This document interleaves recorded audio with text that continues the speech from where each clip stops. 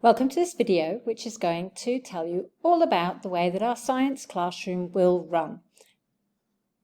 It's a little bit different from other classes that you may have had in school so far. It is self-paced, mastery-based, and the learning will be blended. This means that you can move at your own pace as you learn science, and along the way you're going to build skills that will help you in all your different learning environments.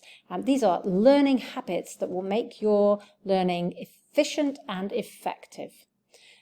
You will also have to make wise choices about which bits of work you're going to prioritize, how you're going to fill in gaps in your knowledge, and also choose who to work with and when to work with people. You will want to be picking work that is challenging for you, but not too challenging. You've obviously got to learn the basics, but then you need to practice what you know and make sure that you push ahead and progress your knowledge. You might find you're able to spend more time on a particular idea, maybe one you're struggling with, or you can push ahead and do things that really excite you because you got the basics really quickly.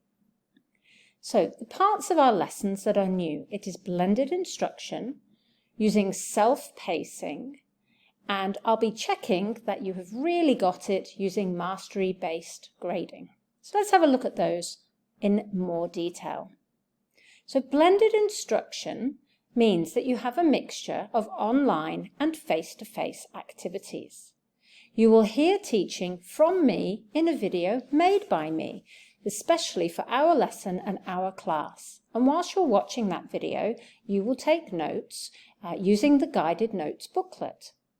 You will also have the opportunity to do whole class activities, very much like an ordinary classroom, maybe at the beginning of the class or maybe when we're doing some lab practicals or some discussions. You'll also be working in small groups, usually when you're doing experiments, but also to check out your knowledge and to help each other. And of course, I'm going to be available to work one-on-one with you.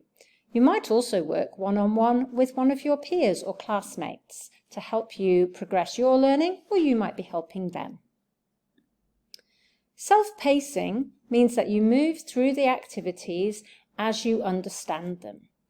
The activities are split into 3 categories. The must-do activities, they give you the basic facts and skills that you need to master the learning intention. These are not really enough to last forever, so you really ought to practice these facts and skills by doing one or more of the should-do activities. Then, when you have got these down, you will decide if you want to do a challenge activity in the Aspire to Do category.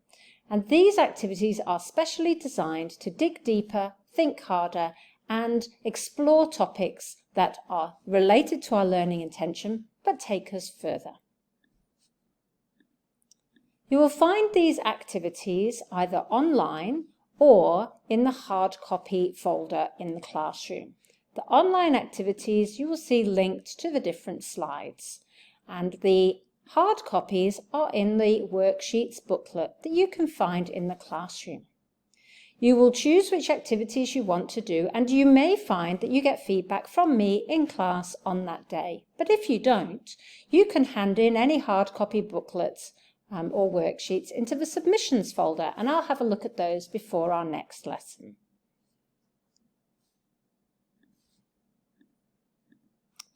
When it comes to showing what you know, we are going to do mastery grading. This means that you need to truly understand what we have been doing.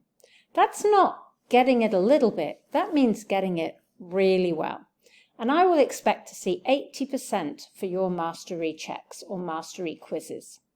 I will give you some really clear I can statements as part of our success criteria, so you can check those off before you try to show me that you understand it in our mastery quiz. But don't worry, if you don't get that first time and you don't achieve 80%, I will be encouraging you to look back on why you didn't know things.